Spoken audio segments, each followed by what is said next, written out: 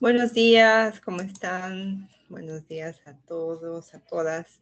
Estamos ya en la semana 8 del curso de literatura y vamos a empezar un nuevo tema.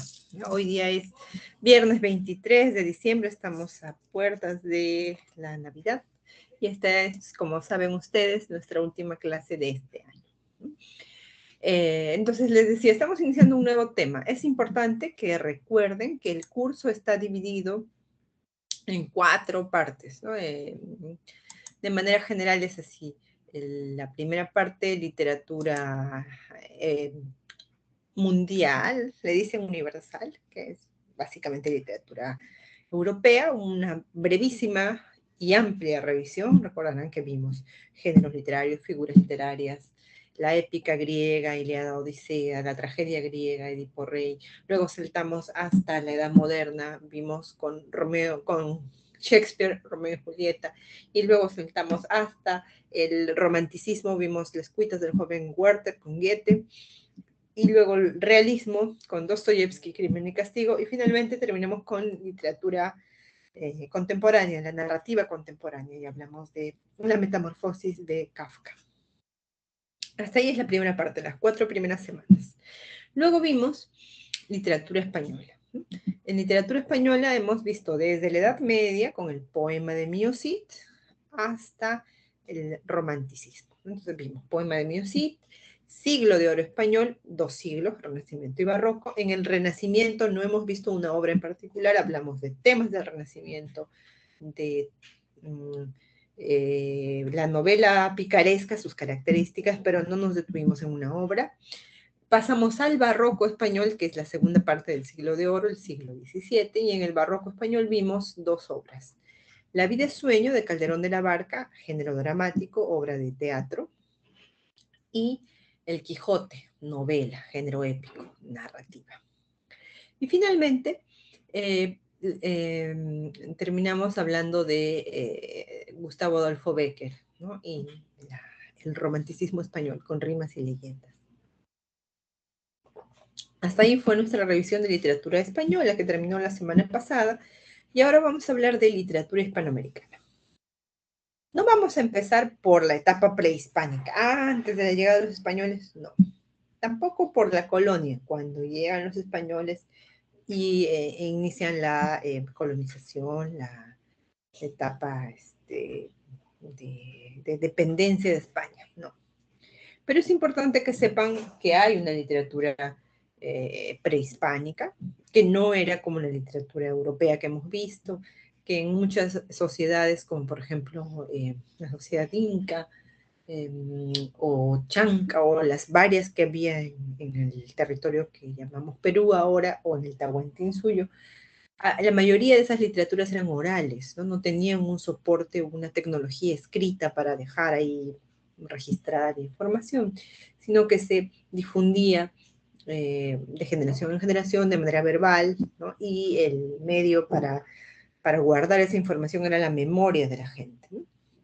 Entonces, habían también literaturas escritas en otras lenguas, en una especie de jeroglifos, u otras formas de la escritura en Centroamérica, por ejemplo, ¿no?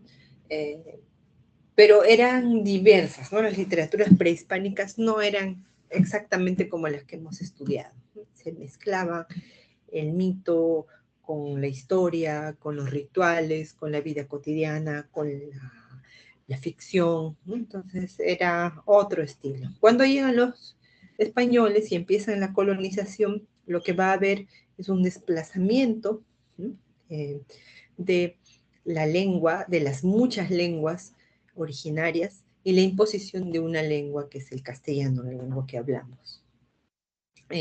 Una religión que se impone también sobre las muchas que había, que es la religión cristiana católica, y una forma cultural y étnica, ¿no? Que se va a hacer, se va a proponer como el superior, ¿no? Entonces empieza el racismo con la llegada de los españoles, no porque ellos hayan sido racistas, ¿no?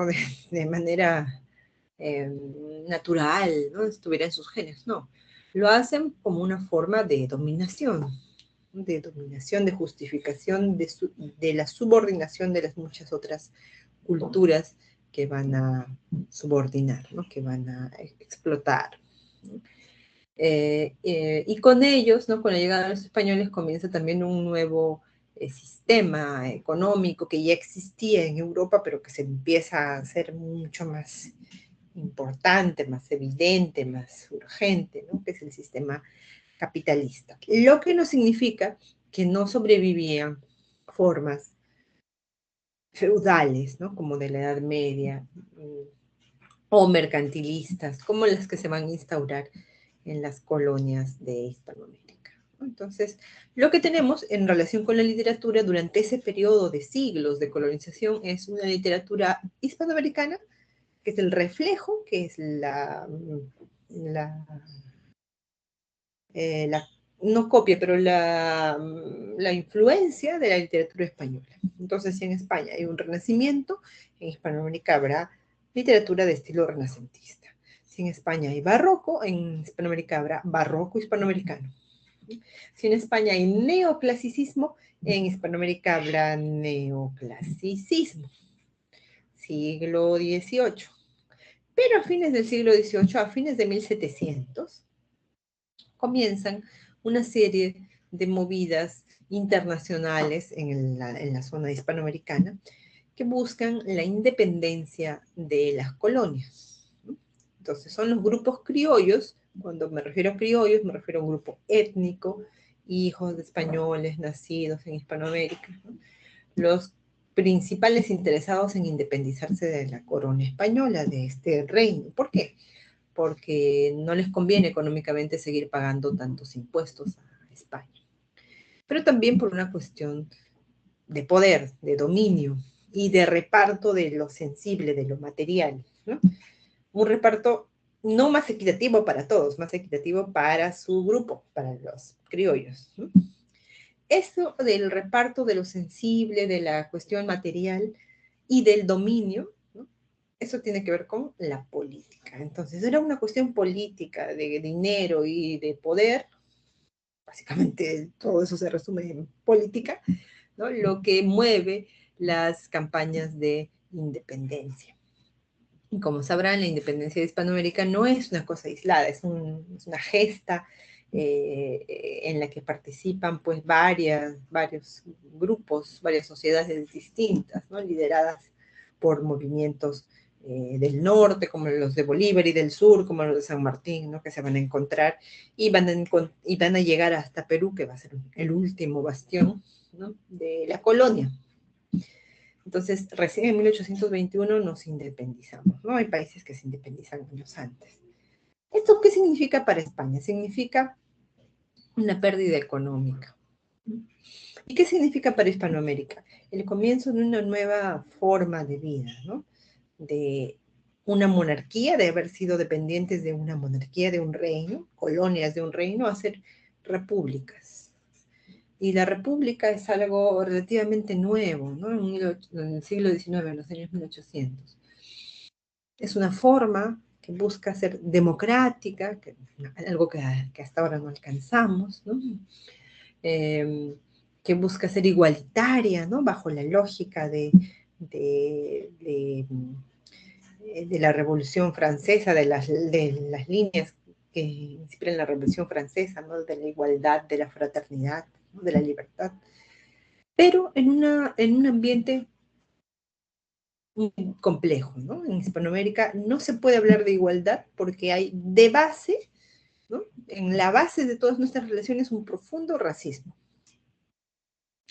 Entonces, ¿cómo vas a considerar igual a alguien a quien no consideras una persona? Es difícil hablar de igualdad en sociedades profundamente racistas como las nuestras en Hispanoamérica, ¿no? Libertad, ¿no? Ya, si de base no consideras a los otros iguales, su libertad es bien complicada, ¿no? Es algo difícil de tramitar, difícil de lograr, ¿no?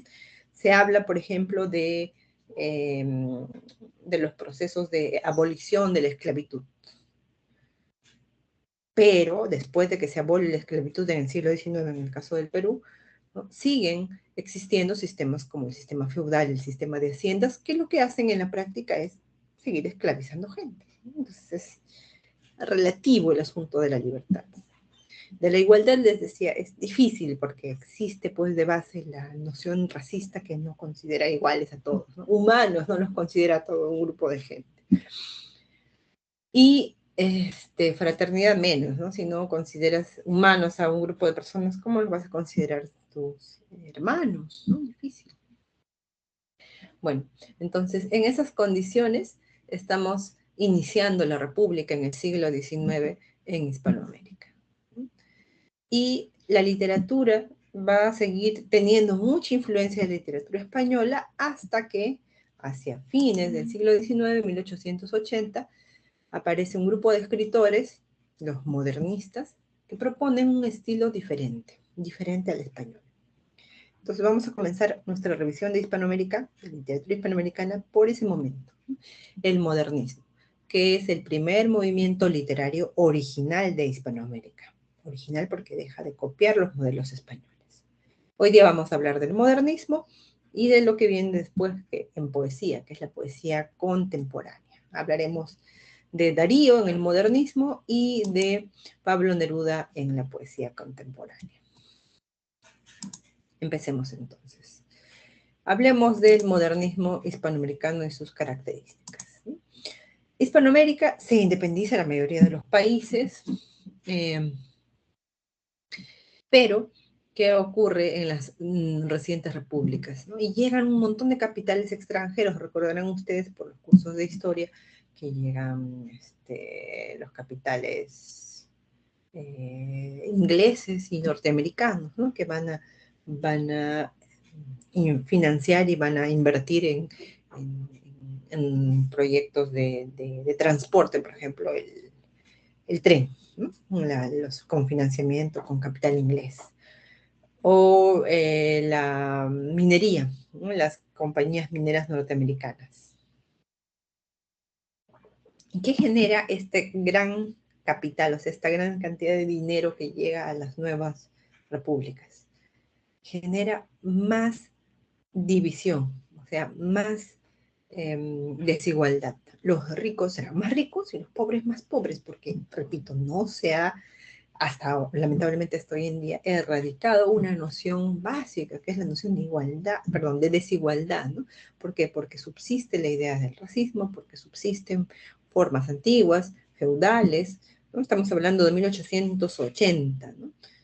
Y ustedes recordarán que la reforma agraria recién es de 1969 en el caso peruano, ¿no? Vean, casi un siglo, ¿no? de la llegada de un capitalismo más moderno, pero sin condiciones igualitarias. Entonces, ¿qué genera más dinero? Más desigualdad. Pobres más pobres, ricos más ricos. Y en el caso de la obra de arte, cuando digo obra de arte me refiero a la literatura, pero también a la escultura y a la pintura, lo que va a ocurrir es que los artistas pierden a sus mecenas. Se acordarán ustedes que un mecenas, ¿no?, es un ciudadano adinerado que financia al artista. ¿Y por qué había gente que le gustaba, que le interesaba financiar a los artistas? Primero porque podía, porque tenía las condiciones económicas, pero también porque en el siglo XIX, estamos hablando todavía de fines del siglo XIX, hacia 1880, hasta esa fecha más o menos, la noción de desarrollo estaba vinculada al arte y a la creatividad, a la construcción arquitectónica, a la cantidad de artistas, pintores o escritores que podría tener un país, ¿no? Entonces, la idea de desarrollo estaba vinculada a la cuestión artística. El ejemplo a seguir eran las sociedades europeas, sobre todo francesas, ¿no? Parisinas. Una gran cantidad de hermosas construcciones, ¿no? Modernas, algunas más que otras, ¿no? Arquitectónicas, pero también una gran cantidad de artistas y escritores y pensadores y pintores, ¿no? Entonces, la gente en Hispanoamérica que tenía dinero invertía en los artistas, eran sus mecenas. El artista que conseguía un mecenas no tenía que preocuparse por su situación económica. Pero con la llegada de este nuevo sistema, más capitalista, más inversión, ya no hay colonia, ya no somos parte de un reino, sino somos una república naciente y que ha perdido financiamiento, que ha perdido apoyo, sostén económico de España, ¿no? Y que no tiene obviamente un proceso igualitario, ¿no? Una situación igualitaria entre sus habitantes. Eh, ¿Qué pasa con la gente que tiene dineros? Entonces se alinea a al nuevo estilo, ¿no? El nuevo estilo de vida capitalista que es de la productividad y del almacenamiento de dinero, ¿no? Entonces se produce y se amasa dinero. Y ya no se invierte tanto en el arte, ¿no? Ya no se invierte, se deja de invertir en el arte, se invierte en otro tipo de empresas, ¿no? Que generen más dinero. Entonces, los artistas tendrán que ingresar a este estilo, ¿no? Al estilo del mercado, de oferta y de demanda y de poner precio a lo que producen. Por eso es que verán en la práctica y en el PPT que la obra se transforma en una mercancía. No porque la obra quiera venderse, sino porque no le queda de otra. Esa es la lógica la que se comparten las cosas, es la lógica mercantil del mercado. Entonces hay que ponerle precio, no importa si te ha costado mucho subjetivamente, ¿no? Si tienes aprecio por algo que has hecho, tienes que ponerle un precio y tienes que ofertarlo en el mercado. Entonces la obra se transforma en mercancía. Tenemos esto, ¿no? Los artistas pierden la protección de los mecenas, la obra entra a competir en el mercado artístico porque encima no eres el único artista que tiene que vender sus producciones, sino hay otros más. Y si uno ofrece o le pone un precio menor, tu obra también tendrá que costar menos para poder vender. Algunos artistas, sobre todo los escritores, se dedican a otras actividades, por ejemplo, al periodismo o a la educación, donde pueden escribir, aunque ya no literatura propiamente. Y esta nueva condición económica y social va a hacer que el artista se sienta marginado, ¿no? Ya no es importante la producción artística, la creatividad, el ocio, la libertad para pensar fuera de las normas, ¿no? Y ahora es la norma económica lo que marca toda la producción y la vida, ¿no? Humana o en este caso hispanoamericana. Entonces, ¿cómo los artistas se sienten rechazados? Porque sus obras, ¿no? Obras artísticas, no son bienes primarios, ¿no? No son de necesidad primaria, no venden pues como quien vende productos de comida, por ejemplo, ¿no? Entonces, no son muy comprados, ¿no? Y tampoco son demasiado leídos. Y la gente del común, ¿no? Del pueblo, del vulgo, en ese sentido vulgar, no entiende la producción literaria qué sé yo, de Rodó o de Martín o de Martí, perdón, o del mismo Darío, ¿no? ¿Por qué? Porque estos escritores están pensando de una manera mucho más cosmopolita, hablando de sociedades como las orientales, refiriéndose a mitos clásicos o nórdicos, y esas referencias son muy específicas, ¿no? Son de gente que tiene tiempo para leer, que tiene el dinero para una educación más especializada. Y la gente del pueblo no es que no quiera educarse más, es que no puede, no tiene las condiciones ni las oportunidades para hacerlo, ¿no? Entonces, por ende, su gusto no va a ir por ese lado. Si no conoces algo, difícilmente te gustará, ¿no? Y si no tienes las condiciones para comprarlo, no lo compras, pues, ¿no? Entonces, el artista y su producción, el artista modernista, se separa del estilo popular, se separa del gusto vulgar. Los artistas crean como una especie de burbuja para ellos, ¿no?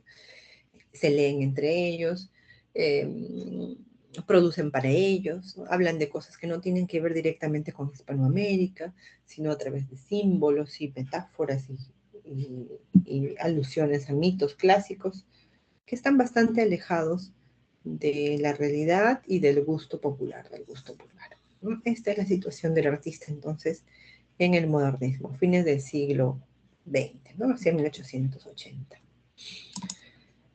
Entonces el modernismo surge en ese momento complicado.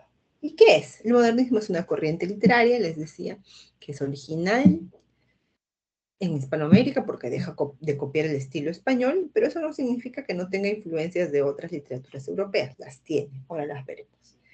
¿Qué caracteriza el modernismo? Antes de ver las 5 características que tienen en la práctica, 3 cosas fundamentales. Sonoridad, melodía, las palabras se asocian rítmicamente. Cromatismo, cantidad de colores, ¿no? O referencias a los colores, ¿no? Y originalidad, ¿no? Dejan de copiar el estilo español. Esas son las 3 claves, ¿no? Sonoridad, cromatismo, originalidad. Ahora veamos las características que nos propone la práctica, que son más específicas. Los artistas modernistas son cosmopolitas. ¿Qué significa el cosmopolitismo? La capacidad, el interés de los escritores de conocer, ¿no?, otras culturas, estar conectados con el mundo. Más, o sea, imagínense lo importante y lo trascendente y lo trabajoso que era esto cuando no había internet, ¿no? Entonces implicaba conocer otras lenguas, leer a otros escritores, norteamericanos y europeos principalmente, ¿no? Saber de qué están hablando, saber las situaciones de sus sociedades. Era un trabajo bastante interesante y complejo, el de los artistas eh, hispanoamericanos modernistas. Son cosmopolitas, se interesan por otras culturas, las conocen, las leen. Hacen un trabajo de sincretismo. Esto es quizás fundamental para entender el modernismo. ¿Qué es el sincretismo? Es una síntesis y una asimilación. ¿Qué es una síntesis? Tomar elementos de algo, de un estilo y de otro, y mezclarlos, ¿no? Unirlos, para proponer algo nuevo, algo diferente, ¿no? Asimilarlos, ¿no? Resumo aquí, tomo de acá lo otro, hago un resumen, y a partir de ese resumen propongo algo nuevo, ¿no? Algo que está asimilado y es novedoso al mismo tiempo. ¿De qué? De diversos aportes, pero especialmente de aportes de la poesía francesa de fines del siglo XIX, de 2 estilos poéticos franceses principalmente, del simbolismo y del parnasianismo. ¿Qué proponía la poesía simbolista francesa? Proponía 2 cosas principalmente. No decir las ideas, la poesía no debía decirnos las cosas de manera directa, literal, ¿no?, sino a través de símbolos. Por ejemplo, si vamos a hablar de la paz, vamos a utilizar, digamos, la paloma blanca como símbolo de la paz. Entonces, cada vez que se hablara de palomas, el lector conocedor entendería que se estaba hablando de la paz. Los simbolistas también proponen que las palabras en el poema deben estar asociadas rítmicamente, melódicamente, ¿no?, como si fuera una partitura musical, como si cada palabra, ¿no?, o incluso cada sílaba, tuviera una melodía, una nota musical especial, ¿no? Entonces las palabras deben asociarse rítmicamente, la sonoridad del poema es fundamental, y esa sonoridad debe estar en línea, en consonancia con la temática del poema. Si vamos a hablar de guerra, entonces tiene que ser una sonoridad fuerte, dura. Si vamos a hablar de ilusión, de sueño, tiene que ser una sonoridad suave.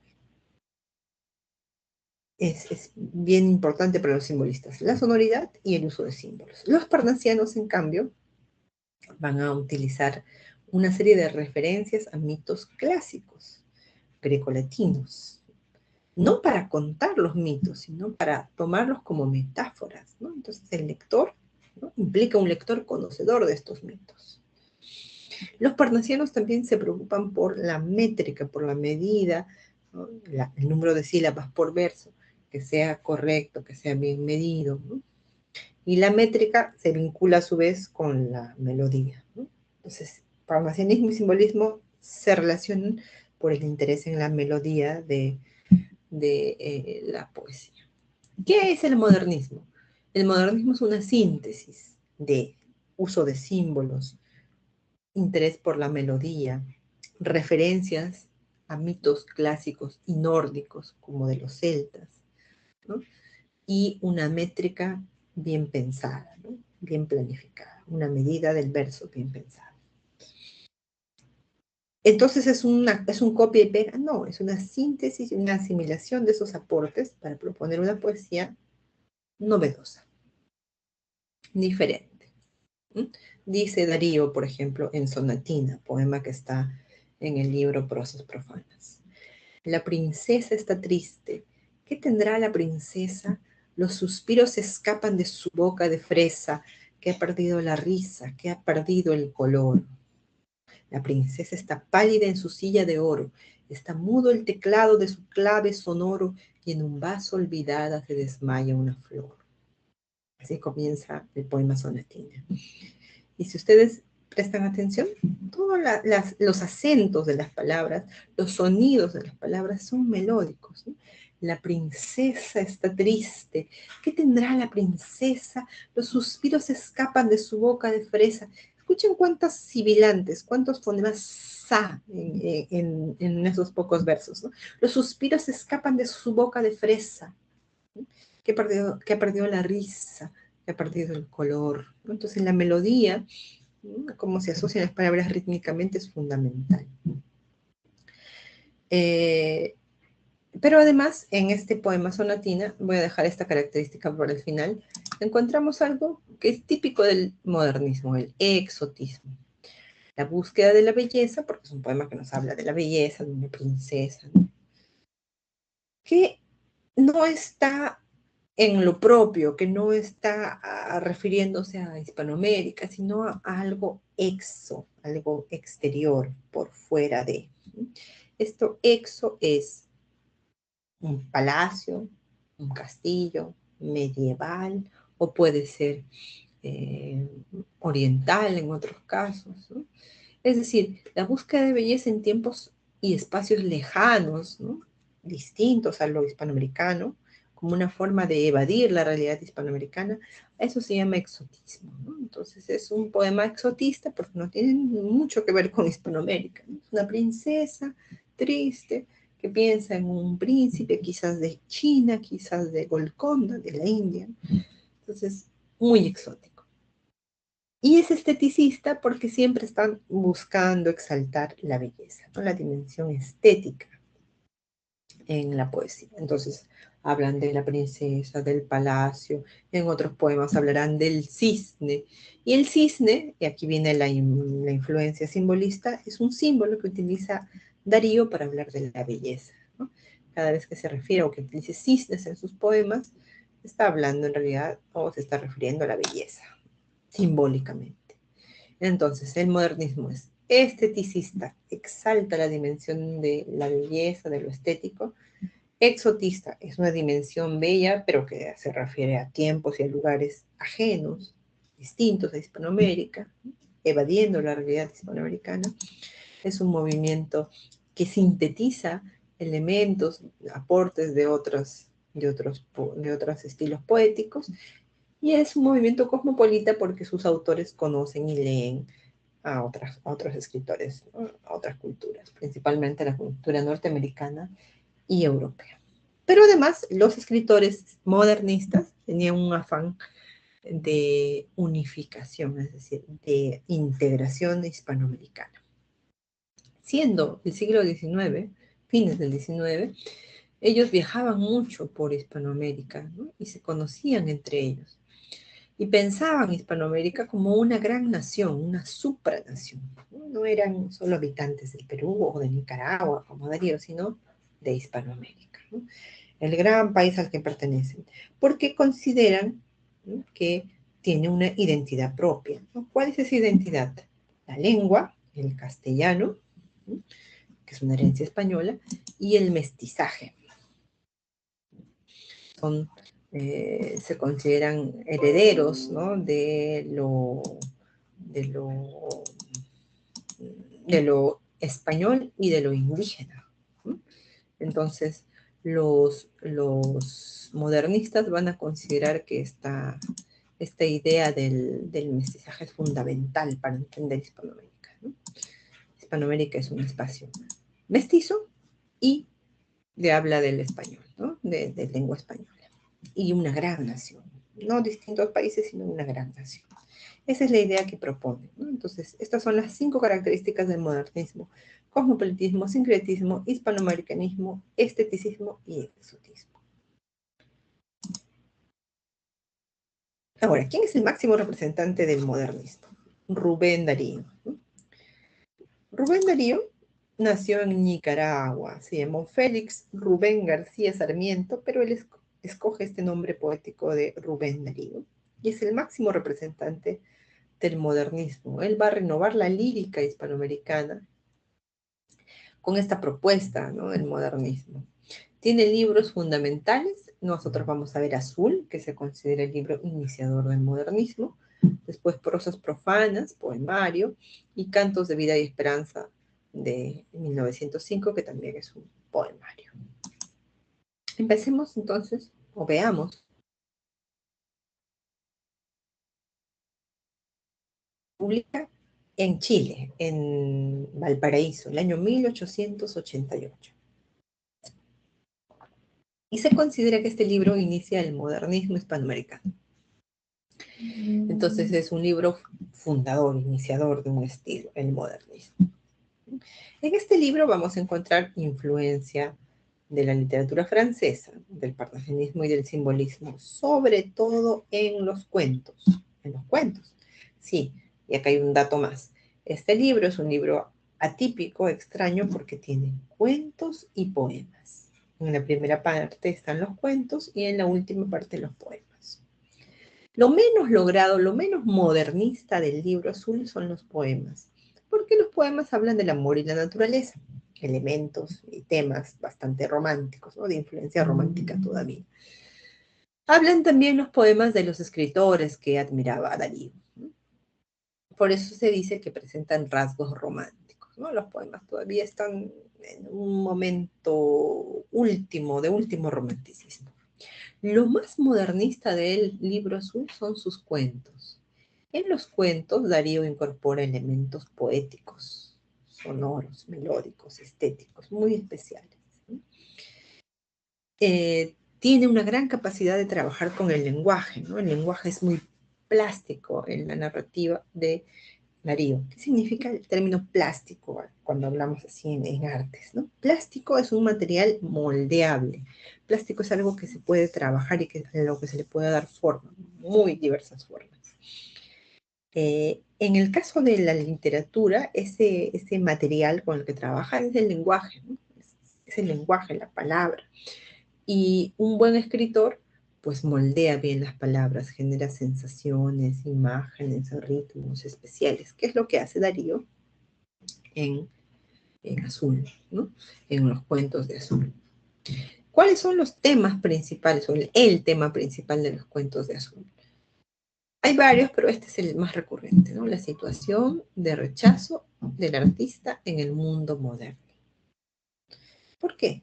Porque así es como se sienten los artistas, les decía, ¿no? Han perdido sus mecenas, tienen que entrar a competir en el mercado artístico, entonces, y encima no los compran porque la gente no lo siente, porque es una necesidad qué sé yo, de primaria, comprar literatura, ¿no? Poemas o cuentos.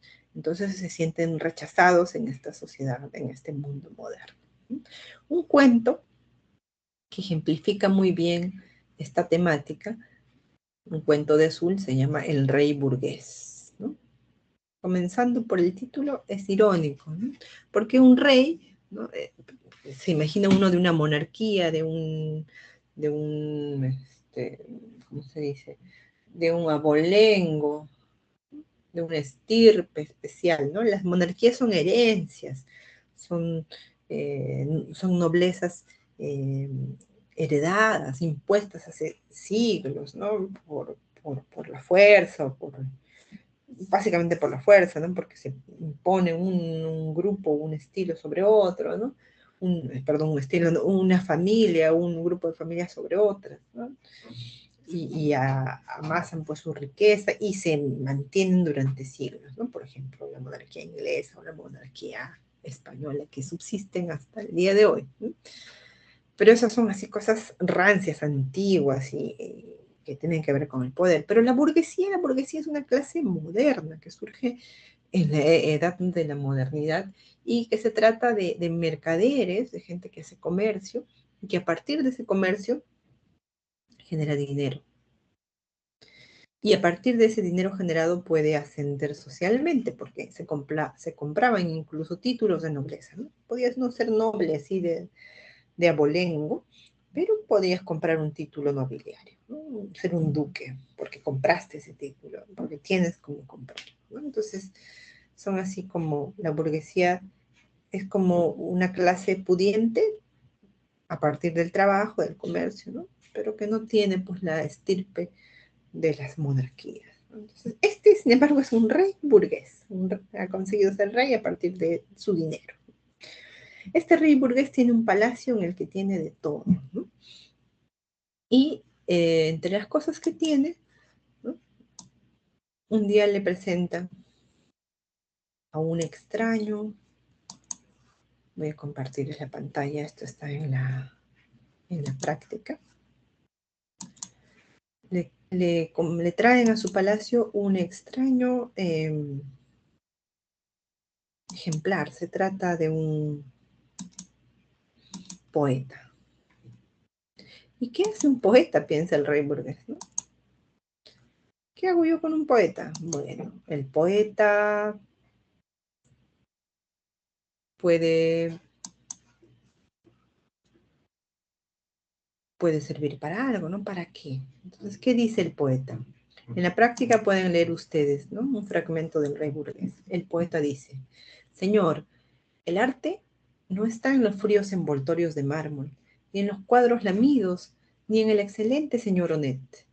Señor, el arte no viste pantalones ni habla en burgués, ni pone los puntos en todas las íes. Él es augusto, tiene mantos de oro o de llamas, o anda desnudo y amasa la greda con fiebre, y pinta la luz y es opulento, y pinta con luz y es opulento, y da golpes de ala como las águilas, o zarpazos como los leones. Señor, entre un Apolo y un ganso, preferid el Apolo, aunque uno sea de tierra cocida y el otro de marfil. Oh, la poesía. Y bien, los ritmos se prostituyen, se cantan los lunares de las mujeres y se fabrican jarabes poéticos. Además, señor, el zapatero critica mis endecasílabos y el señor profesor de farmacia pone puntos y comas en mi inspiración. Señor, y vos lo autorizáis todo esto. El ideal, el ideal, el poeta está explicando su malestar, ¿no? ¿De qué trata su malestar? De que la gente no entiende de qué es el arte, de qué va el arte, para qué sirve el arte, o qué es el arte, por último, ¿no? Y él está tratando de explicar poéticamente, ¿no? Que el arte no tiene una norma, no tiene una regla, no le puedes tú normar y decir cómo hacer, ¿no? Que el arte no es importante por el material que usa, que puede ser marfil, ¿no? Que puede ser tierra cocida, pero si representa algo estético, ¿no? De la figura de Apolo, un dios, ¿no? Es más importante, ¿no? Que un ganso, un dios es importante que un ganso, que un ave, ¿no? Entonces le está explicando además que en la actualidad, ¿no? La poesía no significa nada, un ritmo sonso, ¿no? Prostituido, ¿no? Vendido, muy simple. Se cantan los lunares, o sea, se habla de cosas triviales, ¿no? Se fabrican jarabes poéticos, hay fórmulas para hacer poesía, ¿no?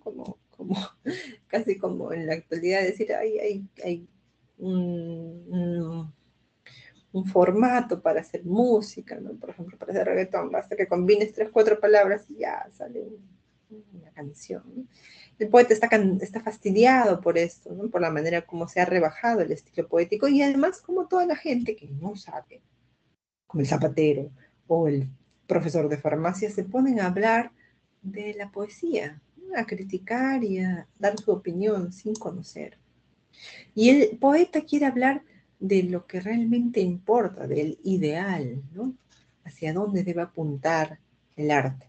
Pero el rey lo corta y el rey lo interrumpe, dice el cuento. Ya habéis oído qué hacer, y un filósofo al uso.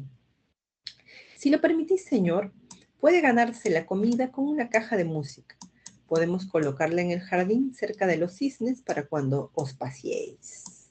Sí, dijo el rey, y dirigiéndose al poeta, daréis vueltas al manubrio, cerraréis la boca, haréis sonar una caja de música que toca valses, cuadrillas y galopas, como no prefiráis moriros de hambre. Pieza de música por pedazo de pan, nada de jerigonzas ni de ideales.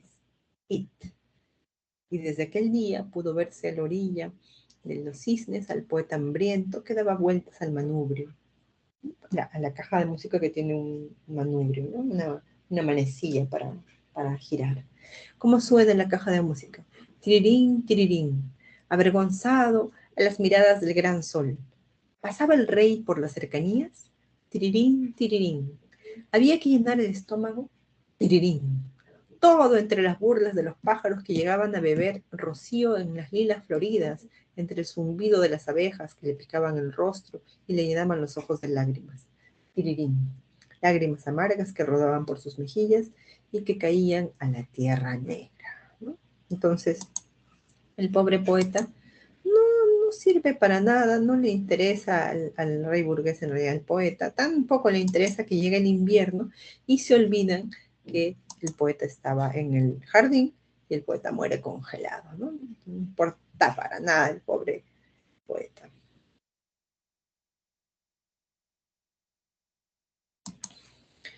Y bueno, entonces, ¿qué simboliza este cuento? ¿O qué quiere mostrarnos? El rechazo del artista en el mundo moderno. No tiene cabida en un mundo donde gobiernan los reyes burgueses a los que solo le importa el dinero. El estilo artístico, la poesía, los ideales no tienen cabida. Entonces estamos hablando de el modernismo hispanoamericano y su máximo representante Rubén Darío y su libro más iniciador del modernismo, Azul, que es un libro de cuentos y poemas, y los cuentos son lo más modernista de este libro, ¿no?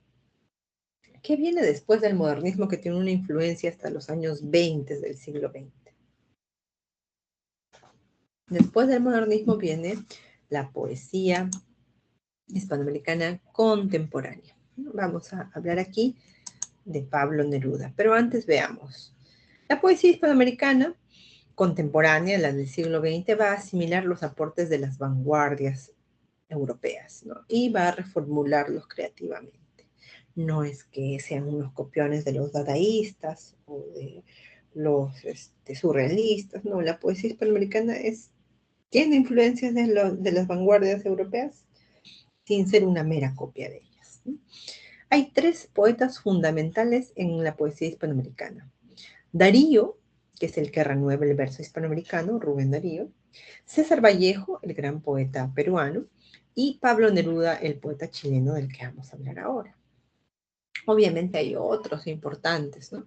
Los chilenos Huidobro y Nicanor Parra, el mexicano Octavio Paz, el nicaragüense Ernesto Cardenal y varios más, ¿no? Son algunos ejemplos, o bueno, algunos nombres nada más. Hablemos de Pablo Neruda. Pablo Neruda nace en Chile, obviamente, en 1904, es un hombre del siglo XX, ¿no? Su nombre original, verdadero, fue Ricardo Eliezer Neftalí Reyes Vaso Alto. Él va a elegir el nombre poético de Pablo Neruda, que va a oficializar, así firma sus libros, sus últimos libros, es un nombre oficial, ¿no? Reconocido, Pablo Neruda.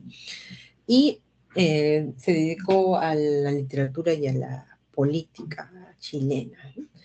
Recibe el premio Nobel en 1971, es el segundo premio Nobel de Chile. La primera fue Gabriela Mistral, una poeta que gana este premio en 1945. Aquí tienen algunas obras de Neruda, estas que se llaman memorias, son como obras autobiográficas, ¿no? En prosa. Confieso que he vivido y para nacer he nacido. Y los poemarios, las obras líricas, ¿no? Crepusculario, 20 poemas de amor y una canción desesperada, Residencia en la Tierra, Canto General y varias otras, ¿no? Nosotros vamos a ver ahora, brevemente, un poemario de su etapa de iniciación La primera etapa de poética de Neruda se llama así, periodo de iniciación. Era el año 1924, Neruda tenía 20 años solamente y publica este libro que es uno de los más importantes libros de poesía amorosa o de temática amorosa en habla castellana. 20 poemas de amor y una canción desesperada, tiene 21 poemas, ¿no? Los primeros 20 que no tienen título, que están numerados del 1 al 20, y el último que se llama La canción desesperada. ¿Qué caracteriza o cuáles son los temas de este poemario? El tema principal es el amor, obviamente, el amor asociado a la lejanía y al fracaso de la comunicación, ¿no? La amada distante, la amada con la que no se ha conseguido una relación porque la comunicación ha fallado, ¿no? Y toda esa sensación de melancolía, de tristeza, está asociada o vinculada a la naturaleza, al mundo de la naturaleza, imágenes de la naturaleza. Ese es el tema principal, el amor y la lejanía, el amor asociado a la lejanía y el fracaso de la comunicación. Otros temas, la melancolía, la mujer como imagen de la naturaleza, el paisaje asociado al amor y la plenitud en la contemplación del ser amado, ¿no? El hablante lírico que contempla a la mujer amada y se siente pleno, completo, ¿no? Esto último se vincula con el estilo, ¿no? El estilo es un estilo neorromántico. Hay un romanticismo porque está hablando del amor y de la naturaleza, pero lo nuevo, lo neo, viene en este símil constante que se establece, ¿no? Entre poner en equivalencia a la mujer, ¿no? Con la naturaleza. Lo femenino es equivalente, es como la naturaleza. Esto es lo novedoso, por eso lo de neorromántico. ¿Qué más hay en relación con el estilo? En algunos poemas utiliza verso libre, verso sin medida fija. Y lo último que podemos decir es que los poemas plantean la complementariedad, que es una idea romántica y a su vez es una idea platónica, ¿no? de Platón, ¿no? Esta idea de la media naranja que seguramente conocen, ¿no? De que el enamorado que encuentra su otra mitad se completa, ¿no? El poeta y la amada forman un todo, en este caso, o en varios casos de los poemas, ¿no? No significa que siempre triunfe el amor, ¿no? Por eso es que el tema principal es el fracaso de la comunicación, ¿no? Pero es algo que se anhela. Y otra cosa importante en los poemas es esta idea del cuerpo, ¿no? Lo físico, como un lugar para restablecer los vínculos con la naturaleza, ¿no? Es el cuerpo, a través del cuerpo que establece o se relaciona con lo natural. No a través de la emoción o del sentimiento, sino a través de lo físico, ¿no? Entonces hay varios poemas que son eróticos en ese sentido porque hacen referencia y alusión a la sexualidad y obviamente a la corporalidad, ¿no? A lo físico. Y terminaremos entonces leyendo el poema 1 y quizás el poema 15 también. El poema 1 ilustra mucho esto del cuerpo asociado a la naturaleza, ¿no? El cuerpo femenino vinculado con la naturaleza y cómo los vínculos, ¿no? Con la naturaleza están asociados o dependen de lo físico, ¿no? Del cuerpo en este caso. Poema 1 dice: cuerpo de mujer, blancas colinas, muslos blancos. Te pareces al mundo en tu actitud de entrega. Mi cuerpo del abrigo salvaje te socava y hace saltar el hijo del fondo de la tierra. Fui solo como un túnel. De mí huían los pájaros, y en mí la noche entraba su invasión poderosa. Para sobrevivirme, te forjé como un arma, como una flecha en mi arco, como una piedra en mi onda. Pero cae la hora de la venganza y te amo. Cuerpo de piel, de musgo, de leche ávida y firme. Ah, los vasos del pecho. Ah, los ojos de ausencia. Ah, las rosas del pubis. Ah, tu voz lenta y triste. Cuerpo de mujer mía, persistiré en tu gracia. Mi sed, mi ansia sin límite, mi camino indeciso, oscuros cauces donde la sed eterna sigue y la fatiga sigue y el dolor infinito. Entonces, hay en el poema evidentemente una vinculación, ¿no?, de lo femenino, cuerpo de mujer blancas, colinas, muslos blancos, ¿no?, con la imagen de la naturaleza, es muy evidente, ¿no? Es una metáfora, ¿no? Los muslos son como las colinas. Y también la misma posición del hablante lírico, del yo poético en el poema, ¿no? Mi cuerpo de labriego salvaje te socava, ¿no? Es un hombre, ¿no? Es un labrador de la tierra, otra vez lo femenino vinculado con la naturaleza, ¿no?, con la tierra, ¿no? Fui solo como un túnel, ¿no? Símil, yo como un túnel, ¿no? Y de mí huían los pájaros, y en mí la noche entraba su invasión poderosa. Para sobrevivirme, te forjé como un arma, como una flecha en mi arco, como una piedra en mi hombro, ¿no? Entonces, esta relación es bien interesante, estos versos de Neruda, ¿no? De este Neruda chiquillo, 20 años, ¿no? Porque esta relación con el cuerpo femenino no está exenta de lo violento, ¿no? Es erótico, pero es violento, ¿no? Yo me acerco, me aproximo, me vinculo físicamente, pero en ese vincular hay una especie de terror por lo femenino, ¿no? Es un clásico de la mentalidad patriarcal, ¿no? Es para sobrevivirme, ¿no? Es la noche que entra, ¿no? Su invasión poderosa. Es tan distinto a lo femenino que causa terror, ¿no? Vacío, oscuridad a la noche, ¿no? Y entonces, para sobrevivirme, para poder restablecerme, te pienso, ¿no?, como un arma, ¿no? Una flecha, como una piedra, ¿no? De alguna manera debo imaginarte para asirte, ¿no? Para poder entender, ¿no?, la diferencia con lo femenino. Bien, les dejo en pantalla las claves y mientras ven las claves, leo el poema 15 que está en la práctica, que es uno de los más conocidos de Neruda, ¿no? Poema 15. Me gustas cuando callas porque estás como ausente y me oyes desde lejos y mi voz no te toca. Parece que los ojos se te hubieran volado y parece que un beso te cerrara la boca. Como todas las cosas están llenas de mi alma, emerges de las cosas llena del alma mía. Mariposa de sueño, te pareces a mi alma y te pareces a la palabra melancolía. Me gustas cuando callas y estás como distante, y estás como quejándote, mariposa en arrullo, y me oyes desde lejos y mi voz no te alcanza. Déjame que me calle con el silencio tuyo.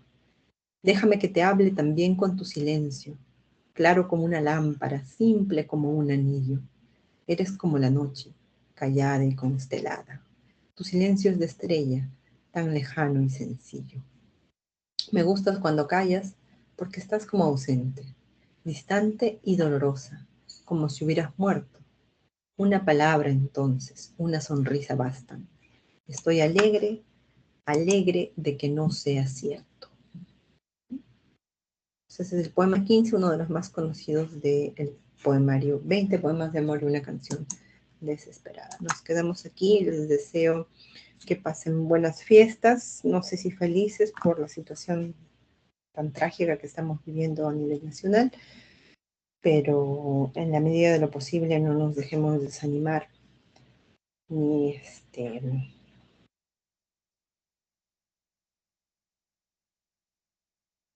próximo año nos vemos, que pasen entonces buena Navidad y ojalá tengamos un mejor año 2023. Cuídense, nos vemos el 6 de enero.